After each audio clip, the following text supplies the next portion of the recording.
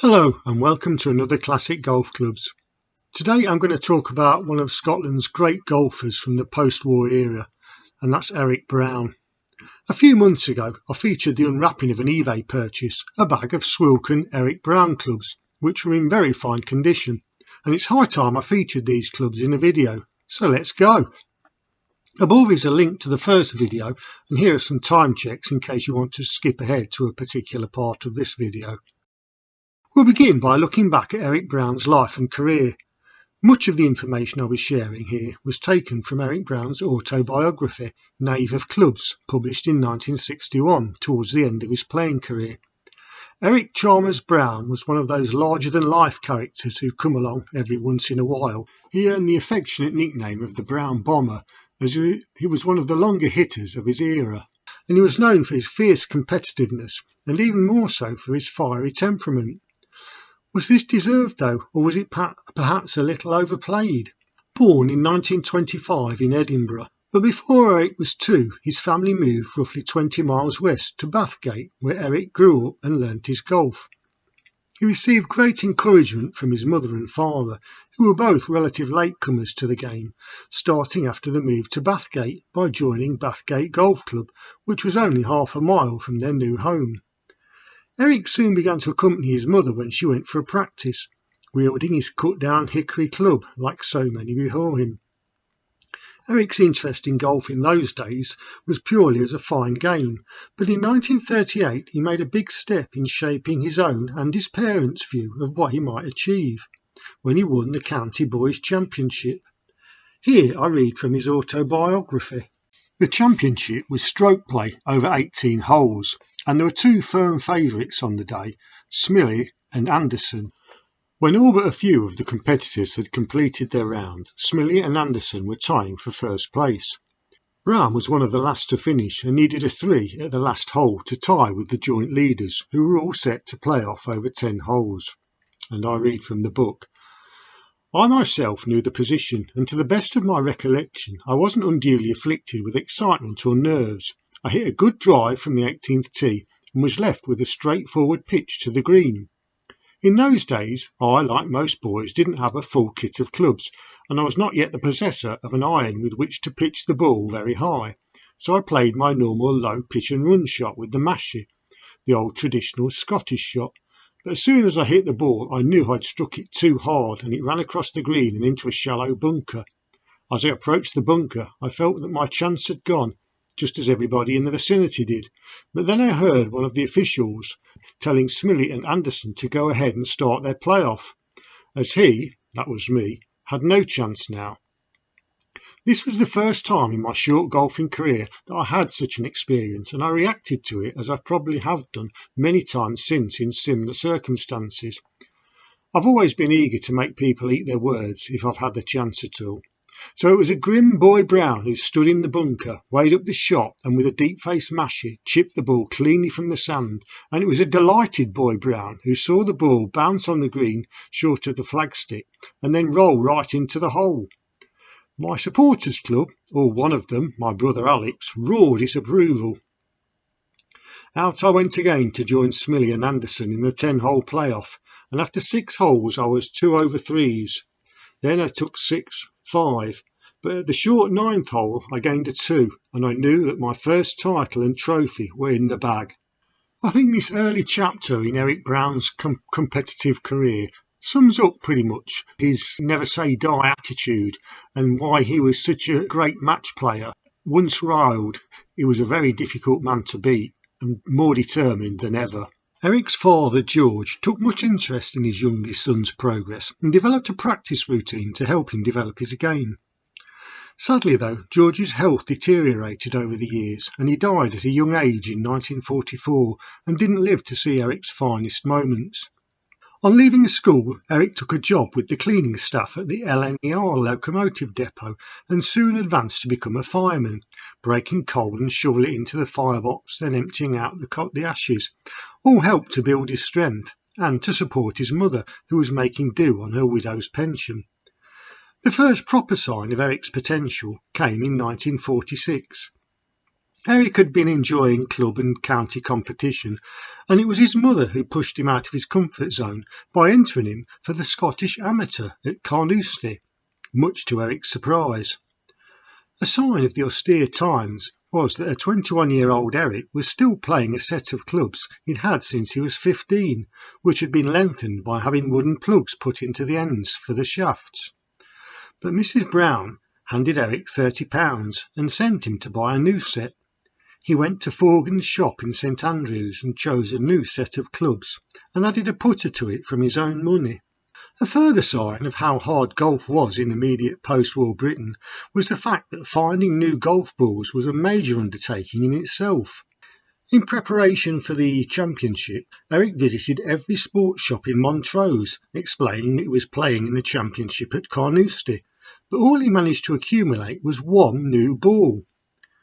During the championship itself, every qualifier was given a chit which enabled him to buy 2 new golf balls. If he was successful over the next 2 rounds, another chit was available for 2 more new golf balls. Needless to say, if you reached the final, then all the manufacturers were only too happy to supply you with their wares. Eric made comfortable progress through the 2 rounds of stroke play, and without too much trouble in the match play rounds, and he found himself in the 36-hole final up against Robin Rutherford. After 18 holes they were all square, but after lunch on the first tee of the second 18, Rutherford hit a bad drive and Brown took the hole. His confidence went up and he ran out a comfortable winner by 3 and 2.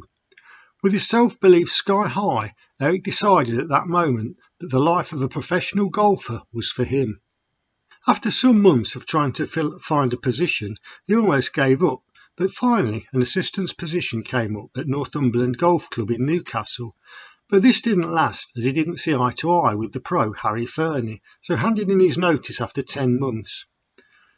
After some months of brooding back at home in Bathgate, he got a position at the John Letters Company in Glasgow, where he worked for almost 2 years, during which he had little time to play competitive golf. But halfway through 1949, Eric finally got the break he'd been looking for when he took the professionals position at Hag's Castle Golf Club, one of Glasgow's top courses, and he left the John Letters Company.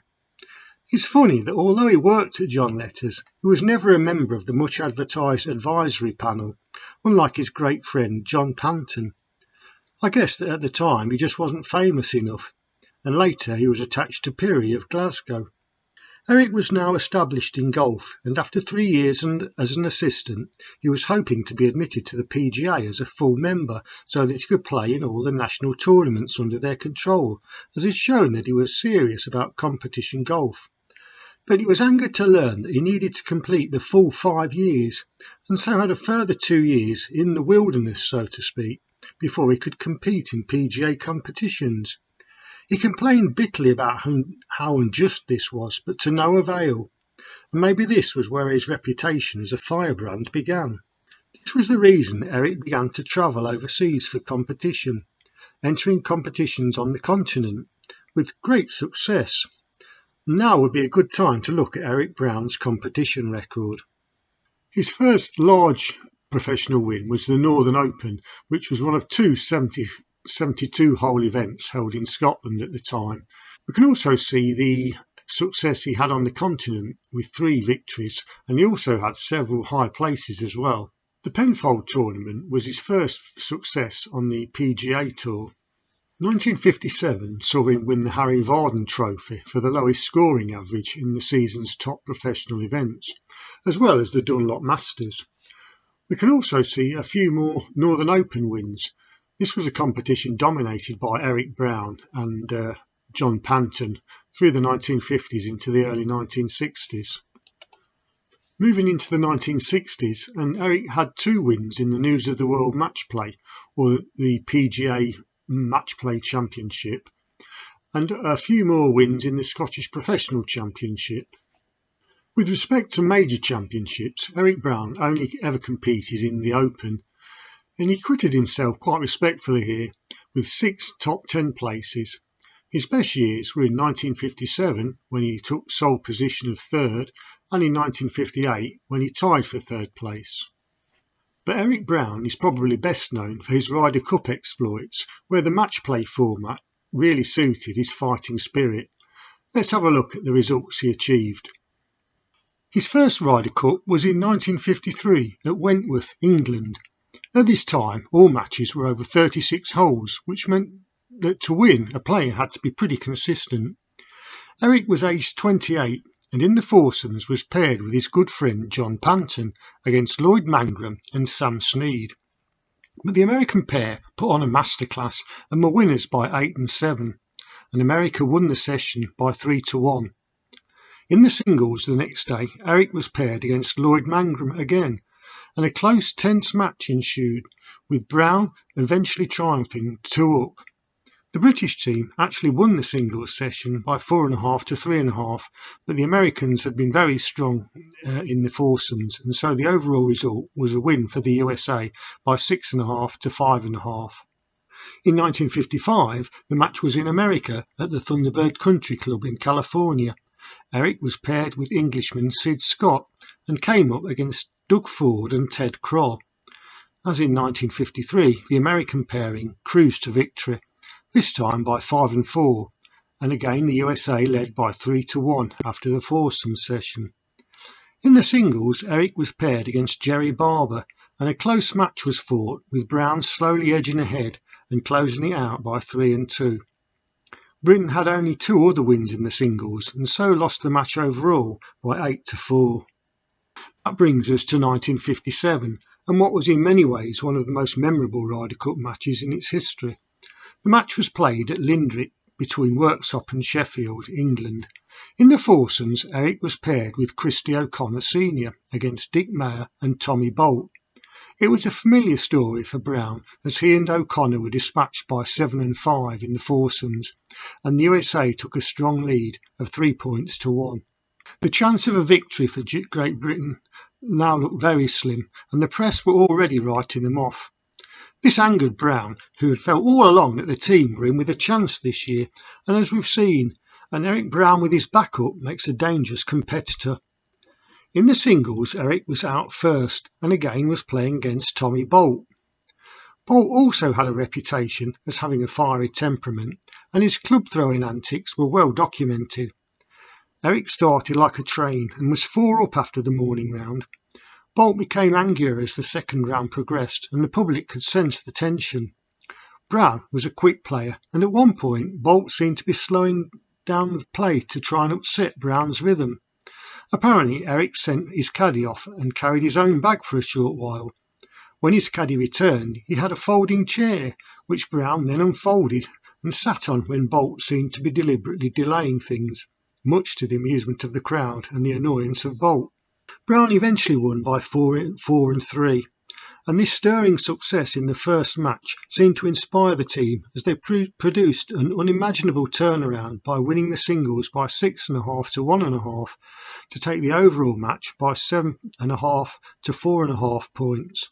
The first victory for Great Britain since 1933, and it wouldn't be repeated until 1985 after the addition of the Europeans to the team. It's interesting to note that the team was still called Great Britain at this time, even though Irish golfers had played since 1953, and it wasn't called Great Britain and Ireland until 1973. 1959 was Eric Brown's last year in the Ryder Cup as a competitor. In the foursomes he was paired with Bernard Hunt and yet again suffered a heavy defeat, this time by 5 and 4, and the USA team led by 2.5 to 1.5 after the foursomes. In the singles, Eric was out last against Carey Middlecoff.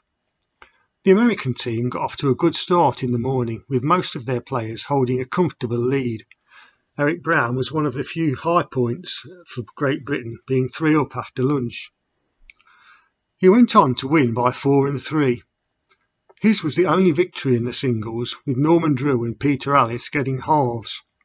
So the overall score was a win for the USA team by 8.5 points to 3.5.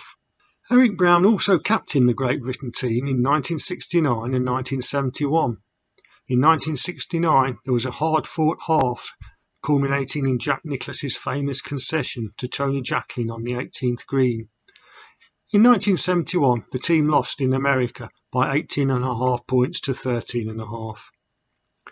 Eric Brown's record in the Ryder Cup is quite extraordinary really. He lost all his foursomes matches by some margin and yet was victorious in all 4 of his singles matches. And this at a time when matches were still played over 36 holes. So how should we remember Eric Brown, the Brown Bomber? First and foremost, he was a great match player, where the cut and thrust and immediate connection to his opponent brought out his fighting ability and never say die attitude. But he achieved many stroke play successes too, including winning the Harry Vardon Trophy in 1957. In his book The Who's Who of Golf, Peter Alliss says that throughout his career he fought against a hook, and for that reason his woods were laid off to prevent him getting into trouble off the tee. He was one of the best pitchers of the board in the British game and a very courageous putter. Eric was also a very approachable man and got on well with the public, quite happy to spend time chatting and signing autographs. And we should also remember the huge amount he put back into the golf, offering advice and support to up-and-coming professionals and helping to promote and organise the game in Scotland and the wider PGA. He was a great ambassador for Scottish golf. One point I took from reading his book was his pride in his achievements. Almost half of the book is taken up by descriptions of the various tournaments and matches he played, where he's able to remember situations, scores and exact shots from many years previously. As Peter Alliss says, perhaps his greatest loss was that his finest years came before significant prize money and sponsorship money arrived in the game. Well, that brings us to the end of Eric Brown's career in golf. So now let's take a look at some of the clubs that I've come across with Eric Brown's name on them. And these are all irons, although I have seen an Eric Brown putter by Pirrie. The first 3 clubs are all by Alex Pirrie & Sons of Glasgow, and we've seen the adverts for 2 of these already. First up we have this one, the Signature model, with a bit of a Wilson Dynapower theme going on there. Next we have the Micro Balanced. I'm not sure of a date on this one, but I'd say it falls between the Signature of 1954 and the next one up, which is the Poweramic of 1960. Great name, the Poweramic. And then we have 3 clubs by Swilken. Eric seems to have signed with Swilken somewhere around 1970, I would guess, because I think these are all early 70s clubs. First we've got the Eric Brown autograph as featured in this video, and then we've got a slight variation on that, still called the Eric Brown autograph. And finally we have this model which features the Stewart pipe cleat mark, which I think is the last of the models produced by Swilken.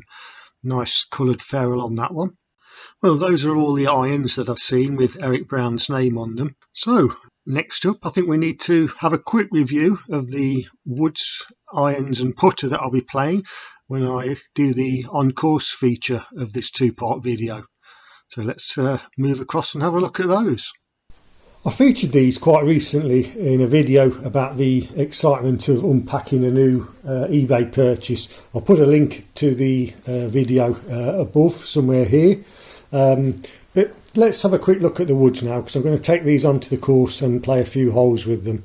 So we've got a 1, 2, 3, 4 wood set. The driver's probably seen the most use, but even that one is in beautiful condition. Very attractive insert here with a red dot. I'm not sure whether that's where you're supposed to strike the ball, and a chevron there, gold chevron against the black background. If we look at the forward, we can see the signature there of Eric Brown, the club number there, number 4. Made in St Andrews, Scotland, and the pipe cleat mark was used by Swilken, and as we've already seen in the previous video, this is a Swilken set of clubs. As you can see, condition is superb. The shaft band, we'll just have a look at that. It is a BSGS, British Steel Golf Shafts, I think it is. It's true temper, and we've got an S there, so it's a stiff shaft. The grips on them, original grips. We've got a Pro Golf, or Pro Only, GP. There's Avon Classic on the bottom there, made in England. So that's the woods. Very good condition, very attractive set. Now let's have a look at the irons. Here are some of the irons then. This is a full set, 3 iron through to sand iron. On the table here we've got the 4, 6, 8, 10 and sand iron. The 10, as was fairly common around this time, is the equivalent of a pitching wedge. So let's have a look at one of these then. We'll look at the 4 iron. We can see Eric Brown autograph, St Andrews, Scotland, and it's a muscle back style with a nice double groove at the top there. Nice frosted face, enclosed by diamonds they look like. Very attractive ferrule colour there, a sort of a mahogany or maroon with a gold band. Again, these are in excellent condition. They don't look like they've seen a lot of play. If we have a look at the shaft on this one, it is a True Temper Dynalite. So it's slightly lighter than the standard True Temper shaft. The grips on them are pretty much the same as those on the woods. This one seems to have seen a bit more use than the forward, which almost looked brand new. We've got a bit of a mark down the side there, but it won't affect play. Grip wise, they're a little bit hard. They could probably do with cleaning maybe, but I certainly won't be replacing them. Being a full matching set, it would be a bit of a tragedy to do that. And we've got a nice grip collar there as well. So that's the 4 iron. Right down to the 10 iron, it's the same, and even the sand iron is very similar, just a slightly different groove pattern there. So that's the irons. Very nice muscle back profile as we've seen. I think these should play very nicely indeed.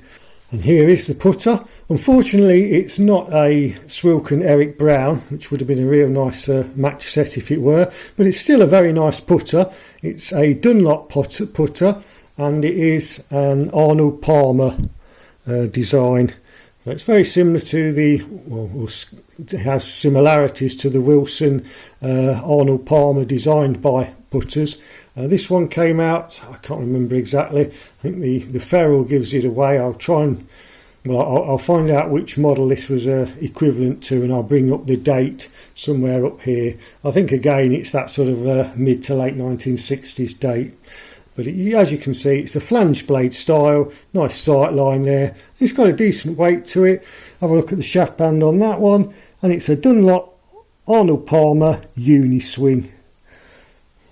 And the grip is again excellent condition. It's a leather grip with a nice gold thread or gold wrap running down the length of it. And on the book cap, we've got the Dunlop D.